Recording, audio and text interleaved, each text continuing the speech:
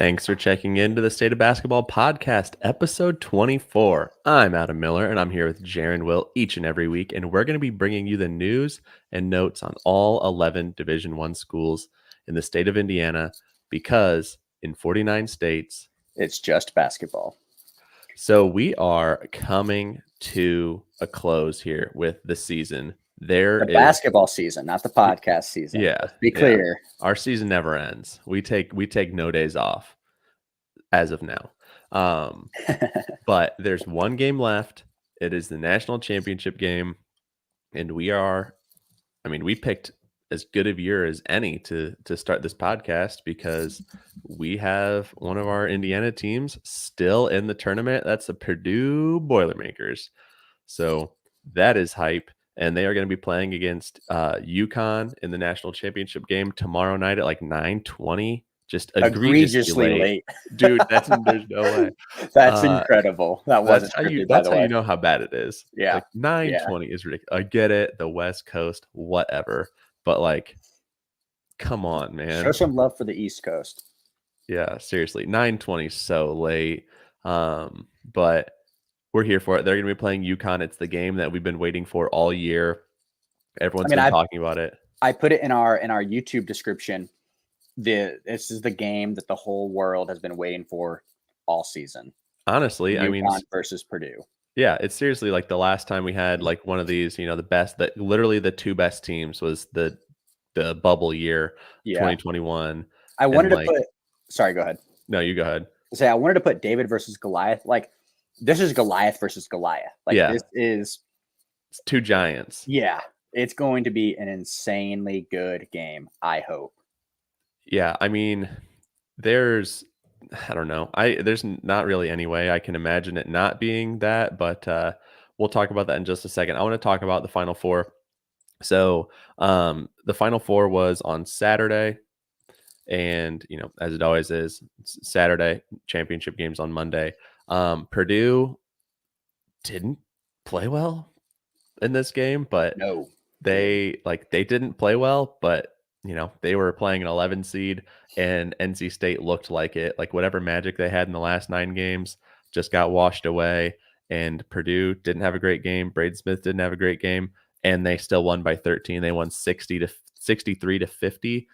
And then in the second game, the nightcap, UConn beat Alabama 86-72.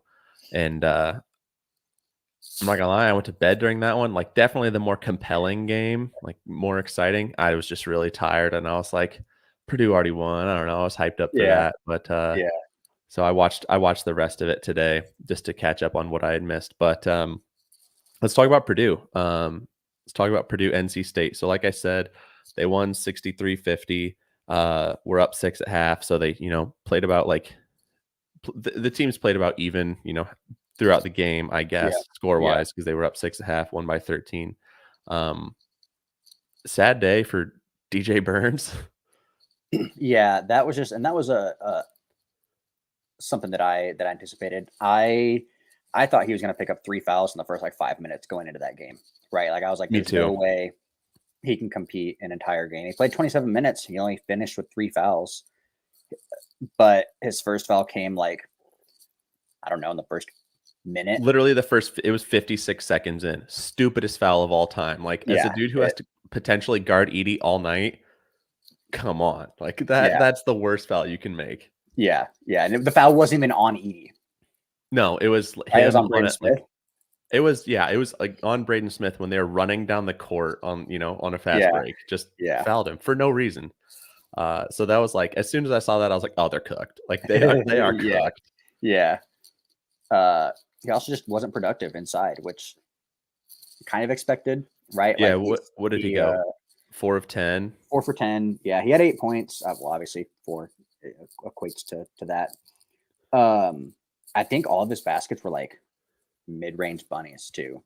Like, yeah, he showed up a little bit of his face-up game, I mean, which we expected. Yeah, like that's if he was going to win that matchup against Edie, that's what he needed to do. Mm-hmm. And he did it to an extent. It just didn't matter. Yeah, right? I mean, 40% is not like a terrible percentage to shoot, especially against Edie, but like, You're only taking 10 shots. I mean, the team was DJ Horn. NC State, the whole team was DJ Horn, and Yeah. that was basically, And he played all, but he didn't. He played 39 minutes, right? had So, 20 points, 8 of 21 from the field. The team shot 26%, but I mean, not a great performance, but this team was also, like, they were 17 and 14 going into the ACC tournament. So yeah. not a great team. They had a great run, and Purdue handled a double-digit seed in the Final Four, which figured they would do. I expected them to win by 13 at least. Didn't Yep. expect them to win like this, I guess. Right. It was Braden Smith hit one shot. It was like a corner three, I think. at very end of the game too. Yeah. Like, Just so, like 5 turnovers, and 2 of them were backcourt violations.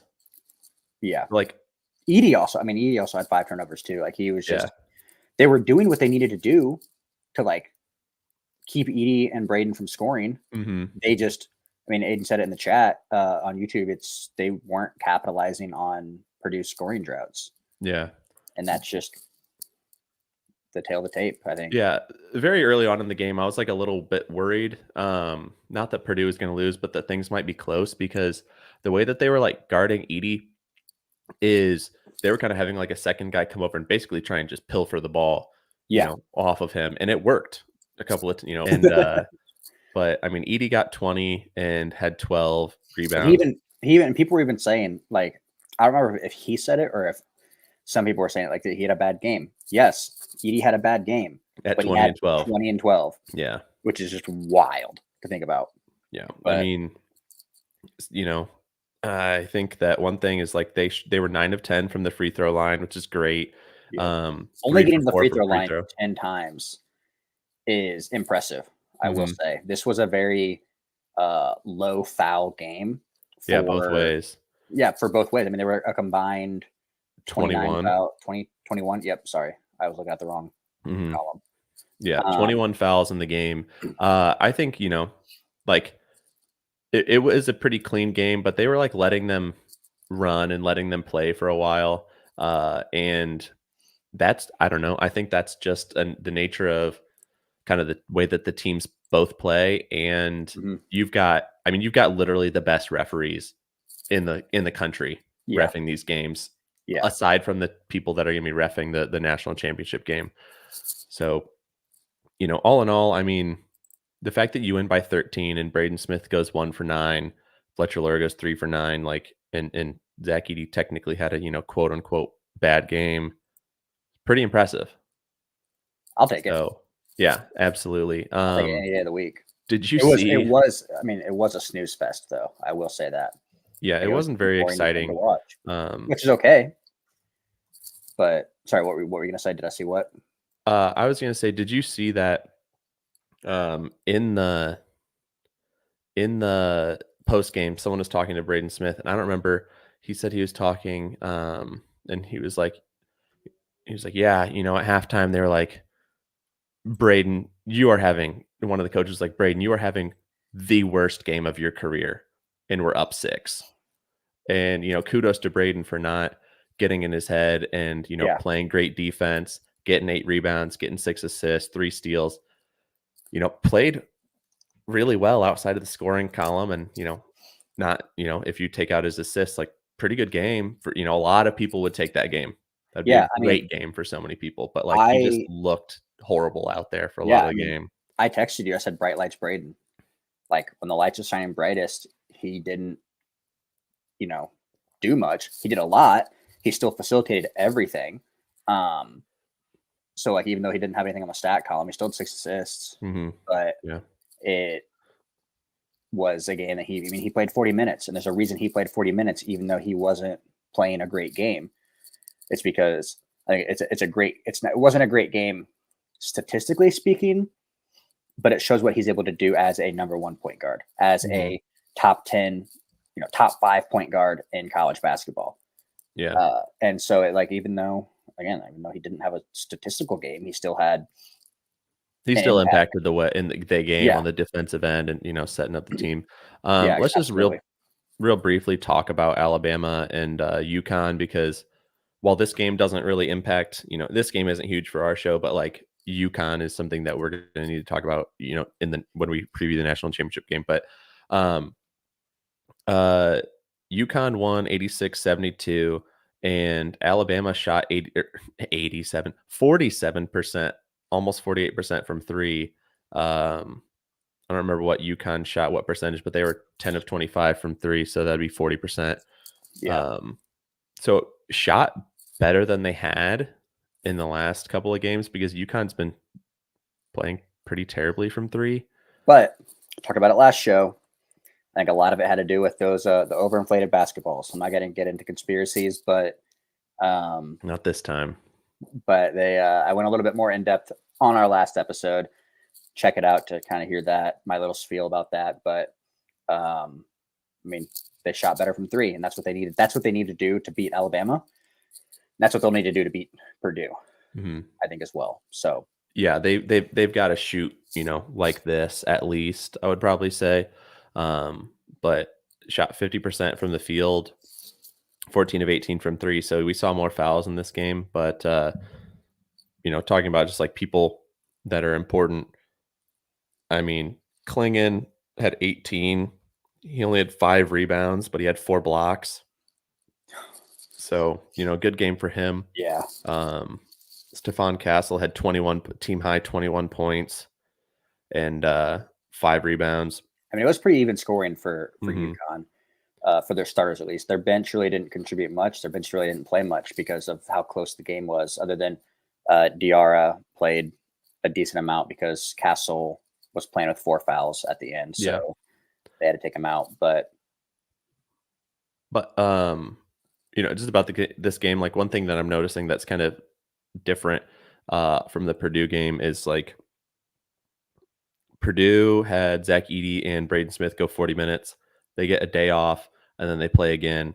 The most amount of minutes on UConn was Cam Spencer at 36. So they didn't have anyone above 36 minutes. Tristan Newton played 35. Castle played 30. Klingon played 29. And Caravan played 30. So they got a little bit more rest. They had the later game. So I don't know. I don't think it'll make, a big difference. It's not like they're going to come out tired or anything, especially they got 2 the last full days. game. But that is something just to note. Like they did get a little bit more rest, and but the game was a lot more up and down. Yeah, like there's a lot they more. were running a lot game. more. Yep, yep. Which is not necessarily what UConn wants to do, I think, in most cases. But yeah, they'll get out and run. They'll get out and run for sure. Like when they get the pan, but so will Alabama. So like they didn't want to completely play exactly how Alabama plays, but like UConn's comfortable playing that way, but they're just so good in the half court that it's like, oh, if we don't get the fast break, like no biggie. Right.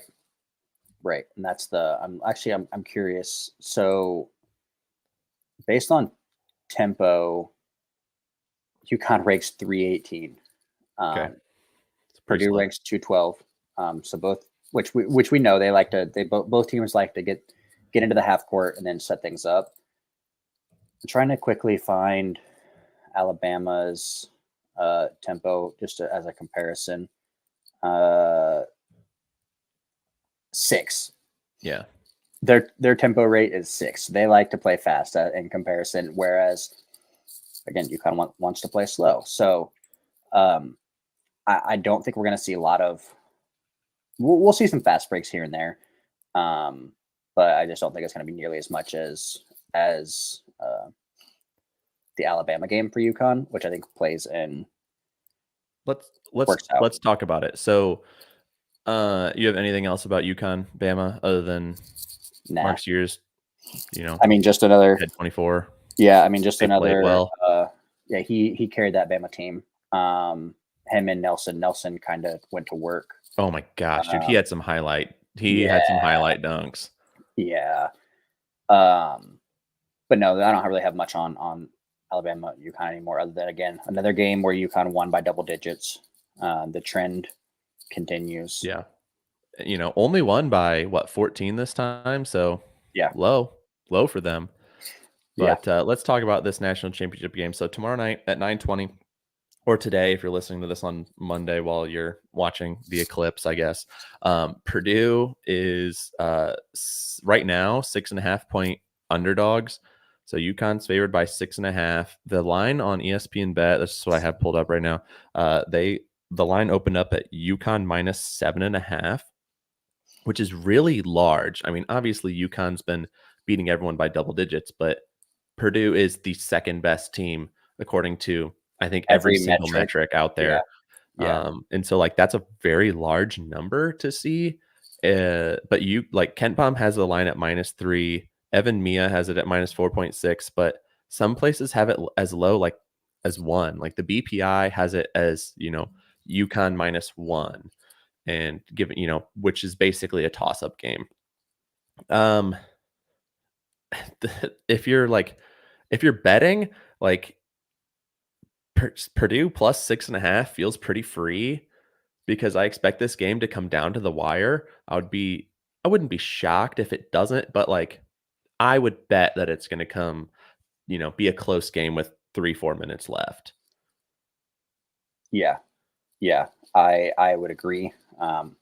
Just because of how good these teams are. I mean, it's just kind of the tail of the tape, and I think that's good. I think that's what we want. I think that's what America wants, is a close game. Yeah. Especially for national championship. Yeah, like in 2021, like when we got Baylor and Gonzaga, it jumped. Baylor jumped on right at the beginning. Wasn't close. It just kind of stayed that way. But hopefully that's not this. I don't think it will be, because just the way that these teams have been playing all year, they've had some lulls. Like UConn has lost like at Creighton, they lost at Kansas, and they lost somewhere else, like Seton Hall or something. That sounds right. They've only lost on the road in the Big East.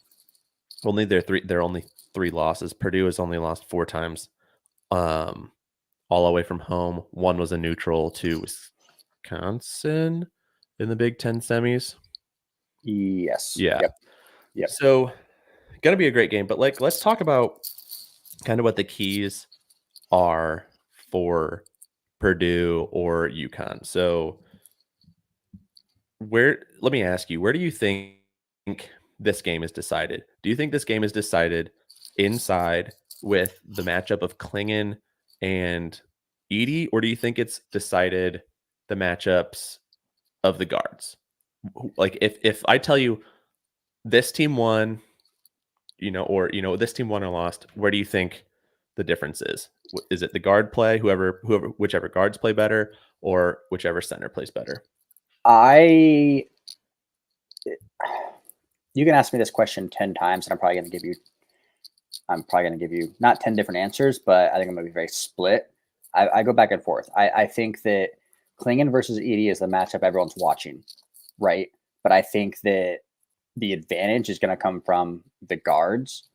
And what terrifies me the most is the matchups between Tristan Newton and Braden Smith.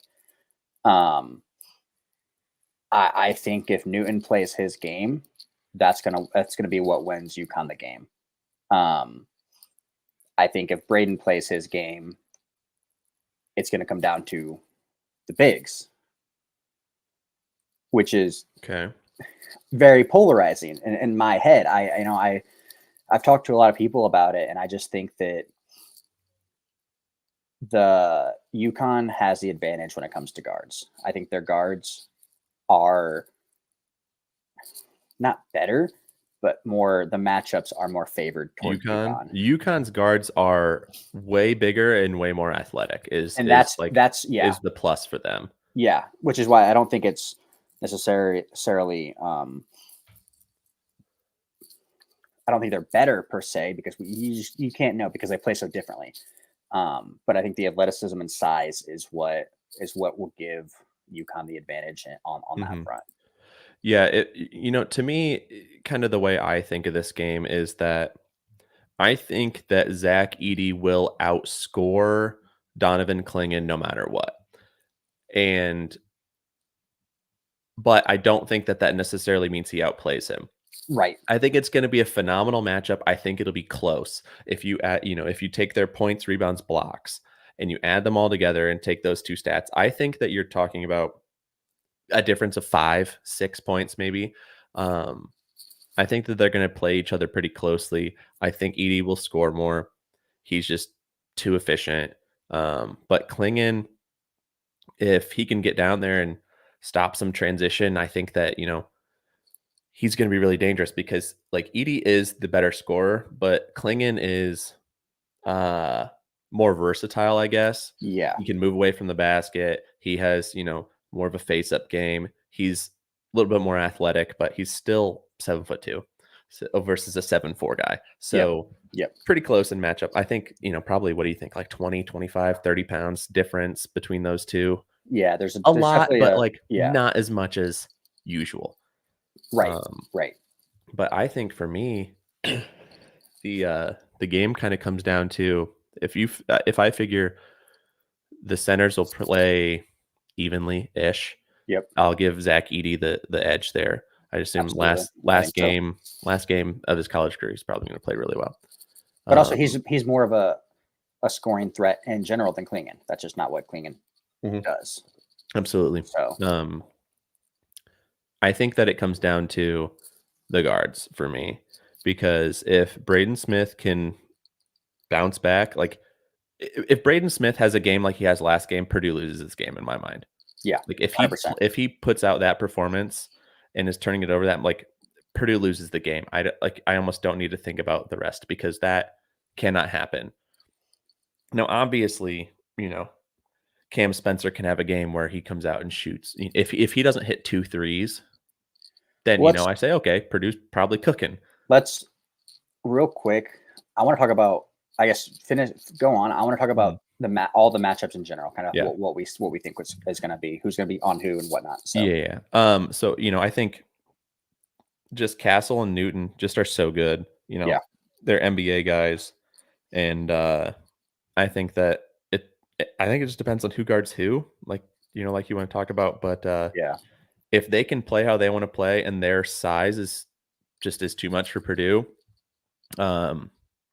if their size is too much for Purdue, then that might be it. But Purdue has been very surprising. Braden Smith has done really well against athletic guards. Fletcher Lawyer has been a lot more slippery than people think he is, and he's been able to get his. So let's talk about the matchups. Yeah. So obviously we talk about it Klingon on Edie. That's just that's a given, right? Yeah, they're guarding each other. Obviously. I think we'll see obviously Caravan and Trey Kaufman-Renn, which I think Caravan has the advantage there, just because he is more of a stretch the floor four, and Kaufman-Renn isn't. I think they're pretty close in size. I think Kaufman-Renn's a little bit taller. He's a little bit bigger. But they're both guys who can kind of pop for a lot and do not much. But they play a completely different game in general, which is going to be really interesting. And that's a matchup that I don't think people are talking about, just because it's less compelling than the guards versus. Yeah, but that's one that I'm going to be watching a lot, just because of how polarizing their games are compared to each other. Cam Spencer, Fletcher Lawyer, they play the same style of game. I do think that Cam is a little bit more athletic. He doesn't look like it. I think he's just a little bit more. He's a lot like Fletcher Lawyer. I think he's just a little bit more polished in his game. I guess that's a better way to put it. I think their games are very similar. He's not afraid to post you up. But Cam Spencer will get in there and he'll bully you a lot more than Fletcher Lawyer will. The low key matchup of the game is going to be those two dudes trash talking. Like, I mean, they played each other last year. I wouldn't be surprised. Yeah. I think we'll see Castle and Jones. I think that's going to be the matchup there. I'm not sure who's going to guard who there. I imagine it'll be Castle, but I could also see maybe Cam Spencer guarding Smith. Smith or Jones? Smith occasionally. Okay. Occasionally. I'm not sure. I mean, I imagine. I think there's gonna be a lot of switching. Yeah, I could also see Castle on Braden too. I think that's what I think makes the most sense to me, just because I think only because I think that Jones is more athletic than Braden. Yeah. They're the same size, right? Like, so size is not a factor. Lance Jones has the athleticism to guard Newton a lot more than I think Braden does. Yeah. Um, but Braden's just an animal. The dude's a dog. So I think we'll see a lot of switching between Spencer, Castle, Newton, guarding Smith, Jones, and Lawyer. Yeah, it might work both ways where they're all trying to, where Purdue's trying to get Cam Spencer switched onto him, and Yeah, where UConn's trying to get Fletcher Lawyer switched onto whichever their guards has the yeah, ball. yeah, I could totally see that, because defensively he is, I guess, your weakest guard because Jones and Smith are just so good, but yeah. he does have the size to kind of make up for it. Right, and that's the big thing there. So you talked about this a while ago, and I agree. I don't think you'll see a ton of surprises off the bench. I don't think like it, but if you're looking for one, I don't necessarily think it's going to be Miles Colvin. He might get in, he might hit some threes or something because he just is a stud. But I think the guy that might come in off the bench and kind of pop is Cam Heide because of his size and his athleticism. Yeah, Like, he's the most athletic. He's got the most size out of the main guards off the bench. And I haven't talked about that with Connor Onion a few weeks ago, last week, something like that. Where it's like I do think that we're going to see a lot of Heide, not a lot of Heide, but I mhm. think we'll see more of Heide, a lot in terms of the comparative like minutes from Yeah, previous games. yeah, And Heide has been the go-to guard off the bench for Purdue over the last few games. yeah. I just think the size that he has is invaluable. I could also see Mason Gillis playing more than Trey Kaufman-Renn at the end of it, just because I think his skill set is a little bit more matched to Caravan's, Yep, and I think that he might, be able to guard him a little bit better. But I don't get agree. me wrong, Trey Kaufman-Renn should be able to hold his own. But it's going to be, an electric matchup 1 through 5, no matter who it is. Yeah, it's gonna be fun. The one thing that I'm worried about is on either side is foul trouble. Yep. I think what's his name? Klingon has never fouled out. Nope. He's never had more than 3 fouls in a game this season. No, he's had 4 fouls, like 4 times or something Was it like that. maybe that's what I'm thinking of. I'm looking up. I have his. He's had like 4 fouls like 4 different times. So has been an I have it issue, I written guess, down but somewhere. in their games that they've lost, they've shot terribly from 3. So if Purdue shoots their usual 35, 40%, they're the best 3-point shooting team in the country. Yep. Then I think that, things are rolling and they'll be probably okay. Yeah, Klingon. He averages 2 fouls a game. Yeah, he's never in across foul the trouble. season. He's Yeah, never sitting because he's in foul trouble. He's sitting just to spell him because he he's doesn't need to 7 go out foot, there and run. Yeah. yeah, yeah. And he's just a great. Where Purdue picks up a lot of fouls is driving to the basket and attacking the other team's big, Mhm. either with Braden or Lance slashing to the bucket, or obviously picking up fouls trying to guard ED. Yeah. And I just don't see this being a problem for Klingon. Yeah. I imagine they'll, like we talked about this a lot. We imagine that there will be mostly one-on-one between Yep, those two. I'm not sure how much UConn doubles, if at all. I know Purdue will double, from time to time in the post. yep, But that's usually where you see like the foul trouble come in, is the guys who come over and go for the assist to guarding Edie. yep. Which But I don't think will happen much for UConn. yeah. Um, I just hope we don't have foul trouble because that makes the game way less fun. yeah, I want right. I want everyone, like I expect Edie to play 40 minutes. I expect Edie and Smith to play 40 minutes again.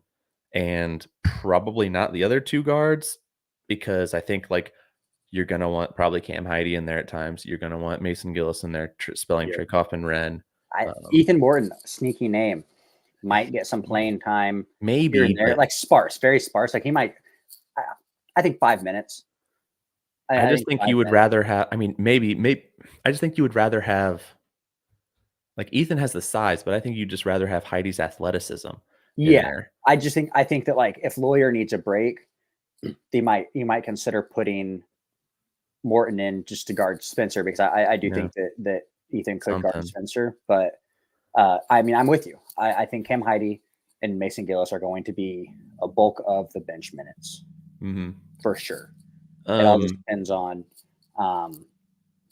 what Lance, Fletcher, and Trey kind of do and contribute. So let's pick it then.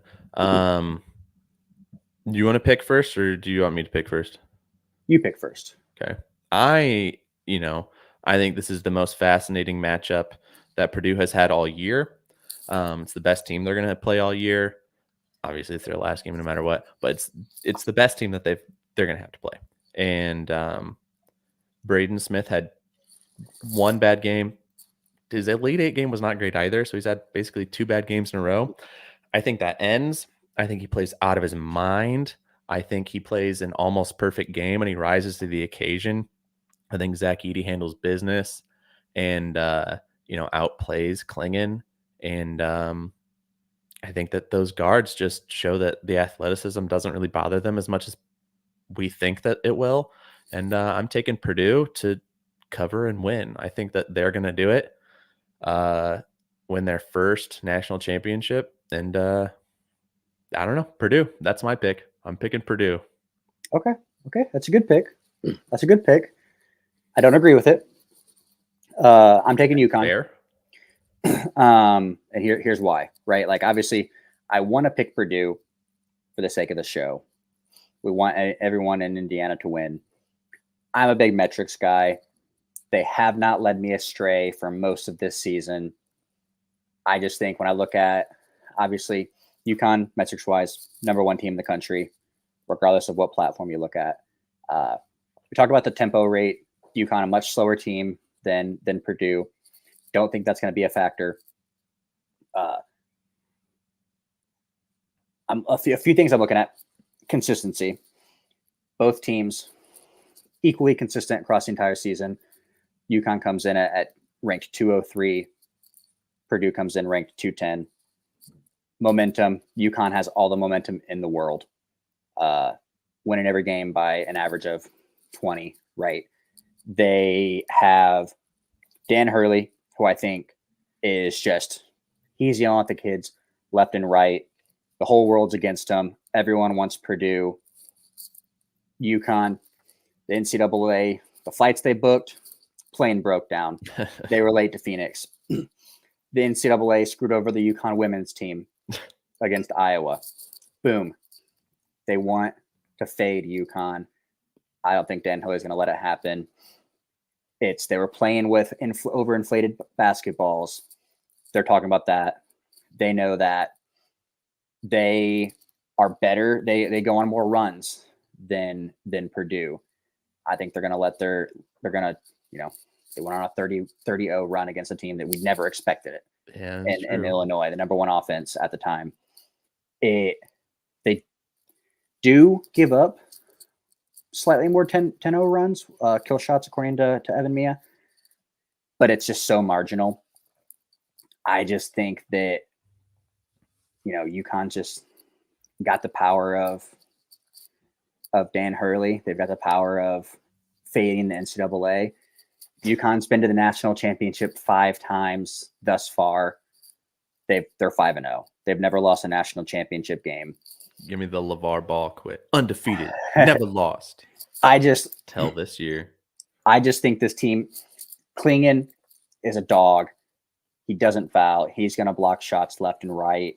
I think they've got the athleticism and the guards. I just gotta go UConn. Okay. So we're split. Just something. I feel it in the air. Feel it in the air. So we're split. That's fun. That makes it more interesting. So we can come back afterwards and say, all right. It's going to be a fascinating game. Purdue. It's historic either way, no matter who wins. Obviously, I want Purdue to win, or I think Purdue will win. But it's great for the show if Purdue wins, and Purdue could win their first national championship ever, their first NCAA tournament championship. And if UConn wins, then they have 6 national championships. So obviously, Purdue winning is the preferred for Purdue fans. But if they lose, then they still get to throw it in IU's face and say, like, yeah, but UConn has more championships than you now. So there's a plus there if you want to look at that. But let's just real quick talk about the women's Final Four, just because that's newsworthy. The broke records. I don't know what the viewer numbers were from today, but they broke I think just the women's basketball view record. So the UConn Iowa game was the most watched basketball event ever on ESPN. That includes men's games. That includes NBA, WNBA. It was the most watched game. I think 11.2 million people tuned in. And that's just to the UConn Iowa game. Yeah. There was 7.8 million or 7.2 million that tuned into the NC State South Carolina game. Iowa UConn, definitely the one that moved the needle for most people. Yeah, I'm not sure how many people tuned into to the Final Four, but obviously that those games aren't paired against each other in that metric because the men's team is on CBS. But yeah, I mean, just incredible. South Carolina just had an absolutely dominant third quarter and just absolutely handled NC State. So then Iowa won 71-69 against UConn. So both the teams that were shared in both Final Fours, so UConn and NC State, were in the men's and the women's Final Four. So both the teams that were shared on the women's side got knocked out.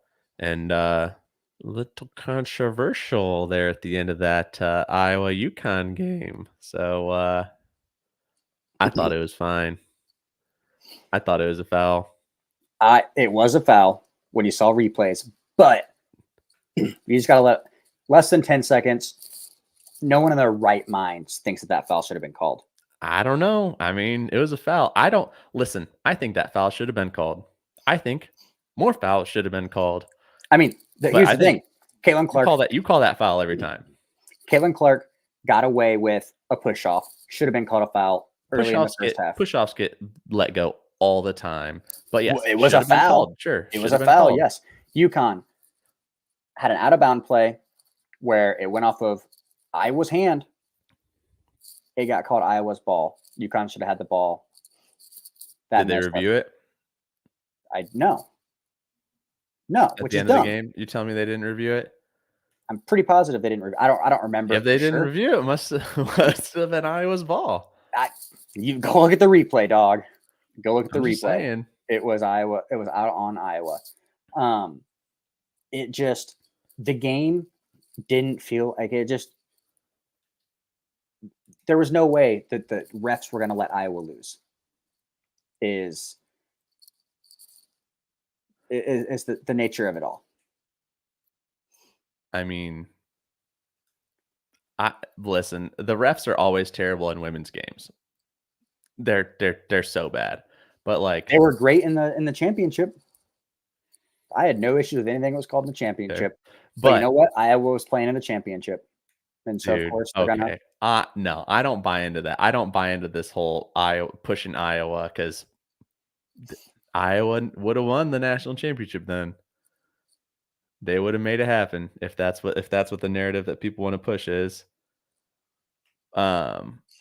But yeah, I mean the officiating has to be better. But the end of that game, I have no problem with that foul call. I thought it was fine. And I was laughing when you told me that Bird and Taurasi were saying, had issues with it. Of course they are. Where'd they go to school, Jaron? Where'd they go to school? Where'd they go to school? They went to UConn. Of course they had an issue with it. Come on. Yeah, but still. But in the next game, the championship game, Iowa lost to, I mean, ooh, dude, 38-0, 38-0, South The Carolina, buzzsaw. It dude. was, I think someone tweeted it, regardless of who won the UConn Iowa game, someone tweeted before the game. They're like, this game is just to decide who's going to go into the national championship as 7-point dogs to South Carolina. Line came out. Iowa was 6.5-point dogs Yeah. to South Carolina. This South Carolina team is just so good. I They mean, just top to bottom. Like, I mean, they're someone, so even, like yeah, anyone can kill you. yeah, and that's what they talked about in the like. I could not watch the ABC broadcast. I watched the Burton Tarasi broadcast just because I was just tired of hearing about Caitlin Clark the whole game. When there were 10 other girls on the court at any given time, playing out of their mind. Wait, there were 10 other girls on the court? Nine Who other was girls. cheating? Sorry, Who was cheating? nine other girls on the No one court why at any South given Carolina time. won. They've been playing 6 people this whole time.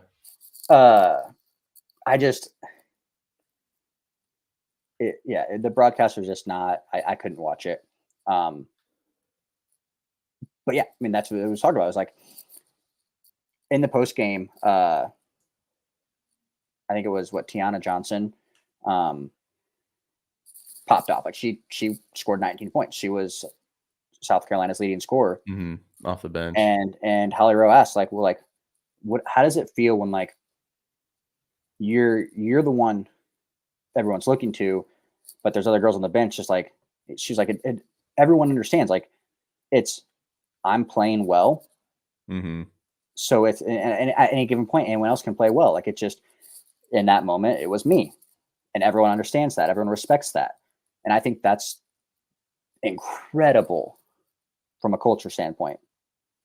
It's just like that's what Dawn Staley like has instilled in all of Yeah, her I teams. mean, It's like it's like next person up, it's right? Like definitely a different juxtaposition to, Iowa obviously being led in almost every single game by Caitlin Clark. I mean, she had a 30 burger in this one. yep. So, it's different, but I mean, you just knew that South Carolina was going to win this game.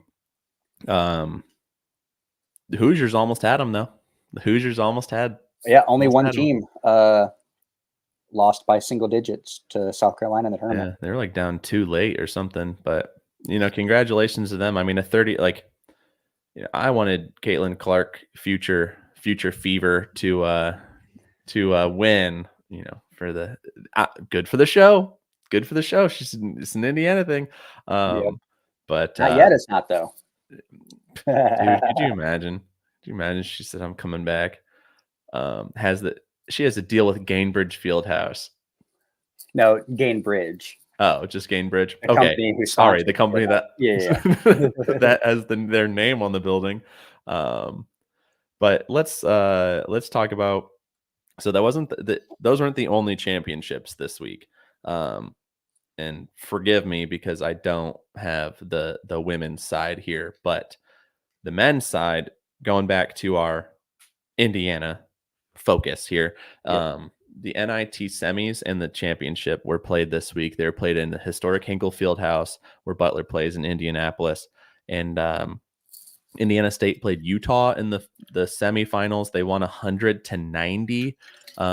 We were gifted. We were actually gifted tickets to that game. Thanks to Cam. His name's Cameron. He's a student at ISU at Indiana State. He donated 2 tickets to this show. So thank you, Cameron. It was awesome. Hopefully we can link up when we go down to Indiana State for a game on campus next year. We're hoping to get down there. Hopefully, get to meet you there at campus and, say what's up, learn about, what it's like with a new head coach. Spoilers. But Come on, man. so they won 100-90. Hinkle was rocking. I mean, it was like both games were like 95% Indiana State fans. It was just incredible.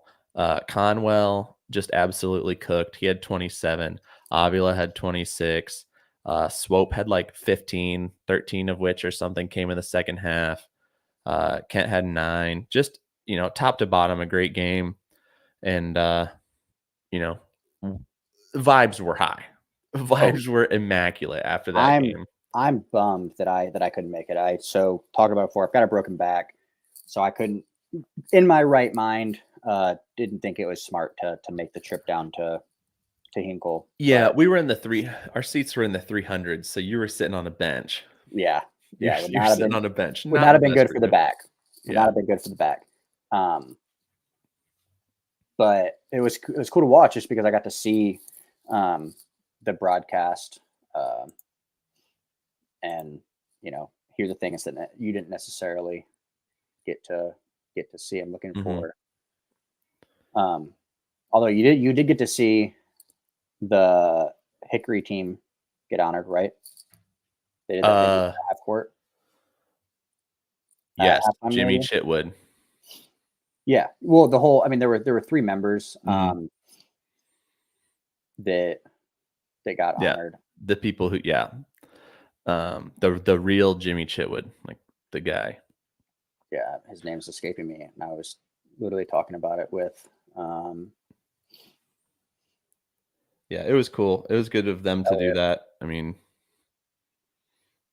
just awesome to see those people get recognized. Yeah, sorry, I'm like scrolling through the tweets to try and find it. But yeah, the next game. The next game they played Seton Hall. Yeah.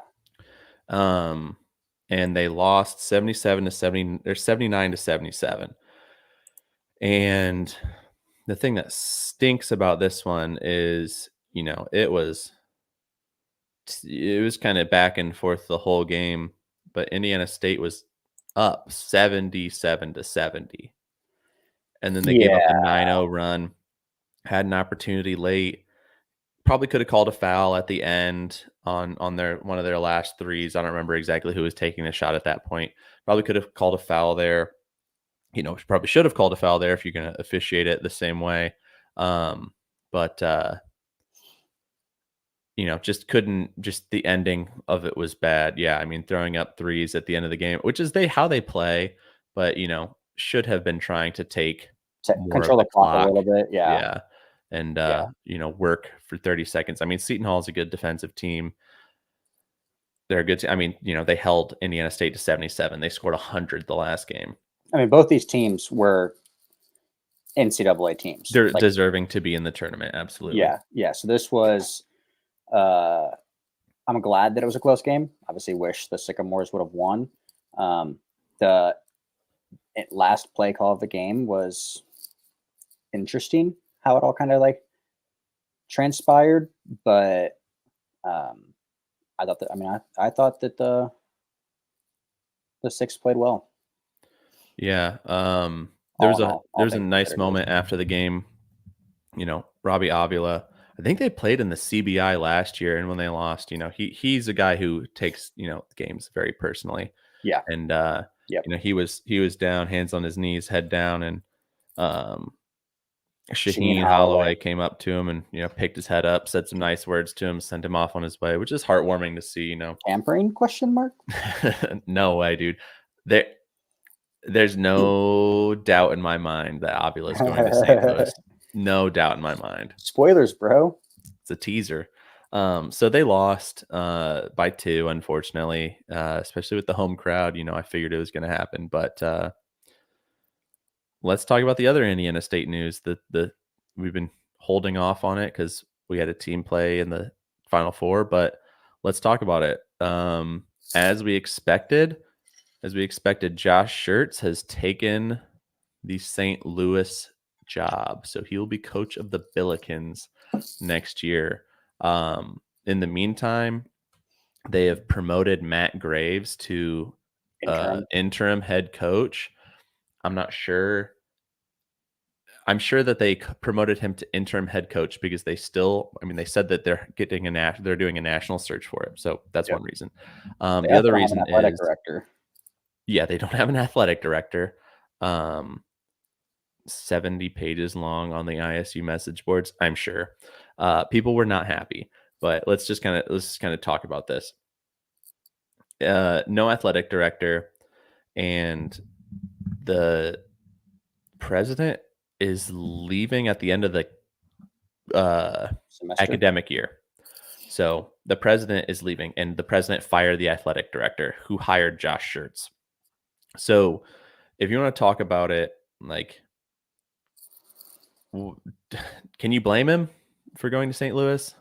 I mean, it's no. More money, more resources. St. Louis is arguably a better city than Terre Haute. I just Bigger. think, yeah, It with doesn't have a everything, jail or prison, right? Isn't the prison in Terre Haute? Yep. Yeah, it doesn't have a prison, I assume. And it seems to be there's more stability in the administration. So like, no, I can't blame him. I can't blame him in the slightest. It's something that do I wish he would have stayed? Absolutely. Yeah. So like, let's talk about it. Josh Schertz, other than Dusty May, hottest mid-major coach in who is going to be poached. Things were reported weeks ago that he was going to St. Louis, like before the postseason. Yeah. I don't know. I'm not going to speculate on anything, but like he was in St. Louis for Arch Madness. Yep. I'm not, it would be convenient if they got him in an interview somewhere. But they seemed like they were hiring him and had him lined up because the job was open for a long time. People were available. It wasn't filling. I mean, put two and two together. What I think, and I think that people were like Indiana State fans were so mad about that because like he said, he hadn't talked to anybody. He said that there was no deal done, blah, blah, blah, all this stuff. I mean, but he has to say that, right? I mean, his team is still playing. The way I thought he handled it well, I don't remember him specifically saying, I haven't talked to anyone.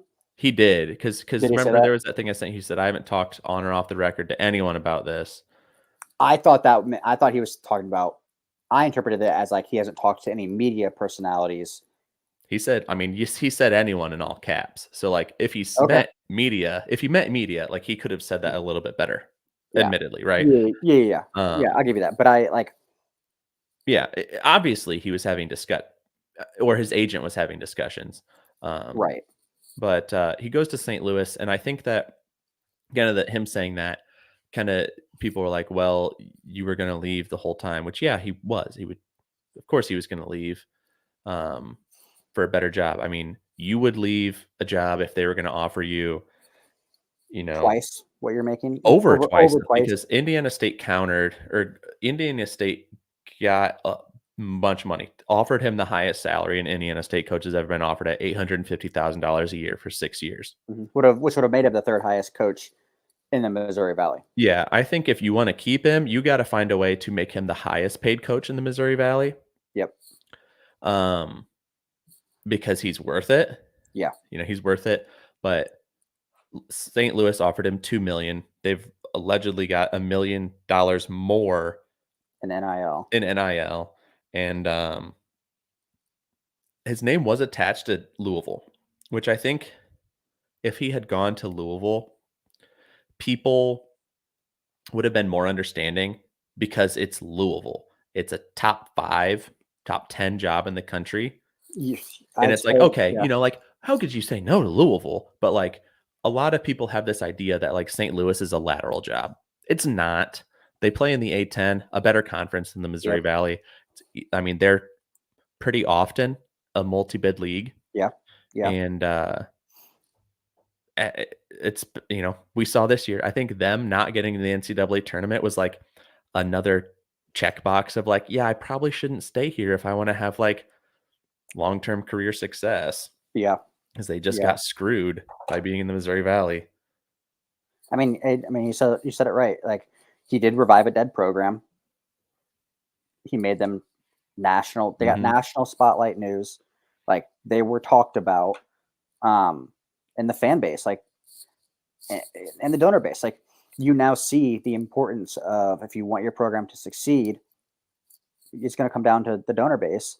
And I think that that sparked a lot of fire under a lot of people's butts. Hmm. Is it's like, okay, we've seen what success looks like. To keep it up, like we have to help out. Um, and so, I mean, I think again, like it is a better job. Like it's a step up. Yeah, it's Um, definitively a better job. and A he lot and of people don't understand that. he did what I think he intended to do with Indiana State. He made them relevant. I still think they're relevant. Um, it just they might, as a team, take a step back next year, but that's Almost certainly, yeah. yeah, that's just the nature of how it goes. Hmm. Um, so yeah, I mean, I think that good for him. He's a coach that we both really like in general, not because he was Indiana State's coach, because he's just an incredibly good coach. Yeah. Yeah, I mean, lucky you had him. But when this season started and they started popping off, like you knew that this is like we knew months ago that this was probably the last year that we were going to have him. Oh yeah, Unfortunately, that's just the way that things go. I mean, when you're a mid-major coach, like you're you're trying, you're trying to get a high major job. yeah, Like that's the goal, people right? don't Like dream. Like most of the time, people don't dream of playing like that's your at great a camp. mid-major school. They're like, oh, I want to play at Indiana. You know, like they're not like I want to play at Southern Indiana. They want to play at Indiana. So like you Right. want to coach at a high major program. St. Louis is a mid-major program still, but it stinks. Players are going to be taking this weekend. They took this weekend and they're apparently thinking about it. Every program does basically like exit interviews at the end of the season, and that's when people start transferring and whatnot typically. Yeah.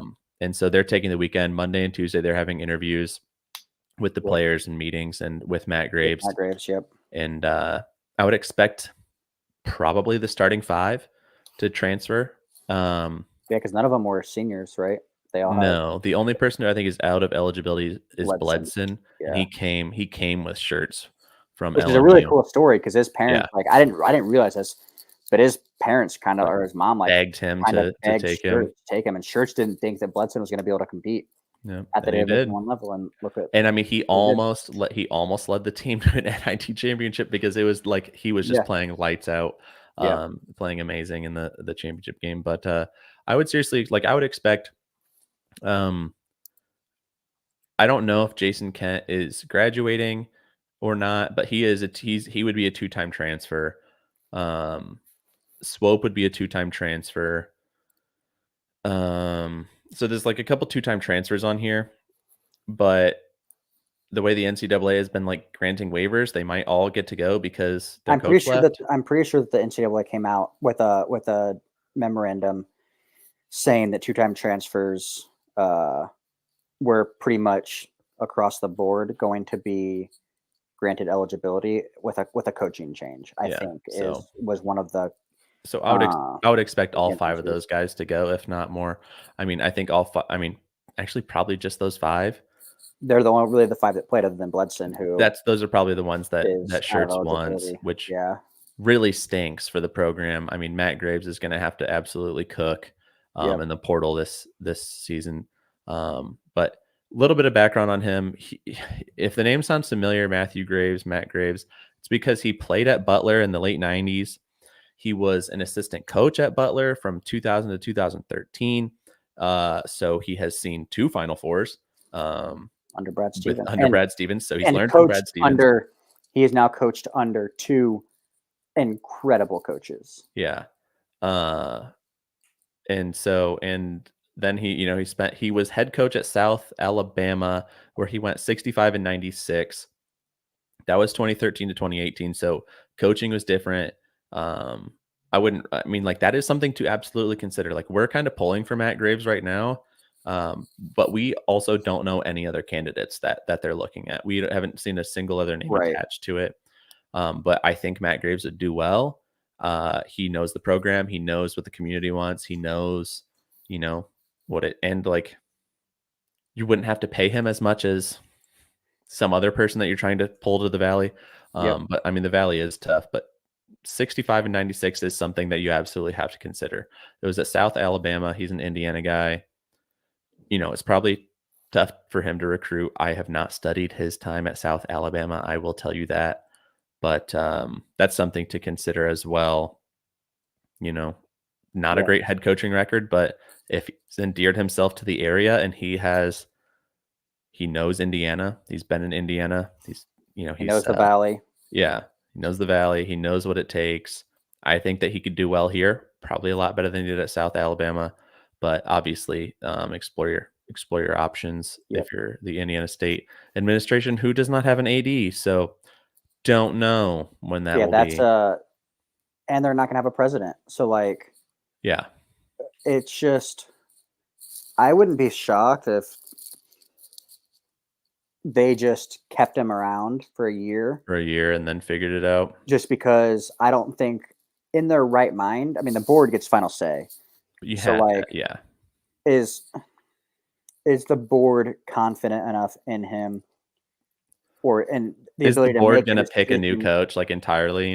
Right, and that's what it has to come down to, because you would expect the AD and the president to be involved. Obviously, the AD more so than the president, but there's not an AD. There's about to not be a president. They probably won't hire an AD until they hire a president. Yeah. So we're looking at months before those two roles are filled. Yeah. And I don't there's just so much to consider. Yeah. And that's one thing, the president and athletic director situation, Josh Schertz released his statement when he took the St. Louis job. He released it today, and he said, thank you to all these people. And he included the AD who hired him, and he did not thank the president of Indiana State. So they clearly did not get along, Yeah. And I wonder why. He didn't want to stick around. So for that reason, I can't really blame him on a multitude of other reasons. But, we'll talk about this again. We will talk about Indiana State again, because there's going to be more news that'll come out. Maybe they'll announce Graves is on full time. Maybe they'll announce, more things. We're going to be talking about them, I assume, next week with transfers. Yeah. But yeah, I think that's what we kind of talked about for everyone that's tuning in now is next week, once the season's over, obviously we'll talk about the national championship. But we're going to start diving in heavy into transfer portal stuff. There's a lot of movement. I think every team now has had one person enter the portal other than Indiana We've had State. some that really hurt, in my opinion. But a lot of big names, impactful names for a lot of teams. So we'll talk about that over the next few weeks. Just to, get into that off-season content, but we're still in season. So yeah. So one more game tomorrow night. That's it. Purdue. It all comes down to this. Purdue. Tomorrow night, tonight, whenever you're listening. 2 days ago, there's one more game. April 8th. And if you follow us on YouTube or TikTok or Instagram, I gave you my one reason why Purdue will win. So I'm not going to tell you here. You got to go watch. It's a short. It's like 50 seconds. Just go watch it. But I don't really have anything else. Go Boilers, I guess. Yeah. Go Purdue. Yeah. Win the national championship. Yeah. Yeah. Well, the clock is showing quadruple zeros, so it's time for us to get out of here. Thanks for checking in to Say About It Basketball Podcast. We will see you next week after a national champion is crowned. And remember, in 49 states, it's just basketball.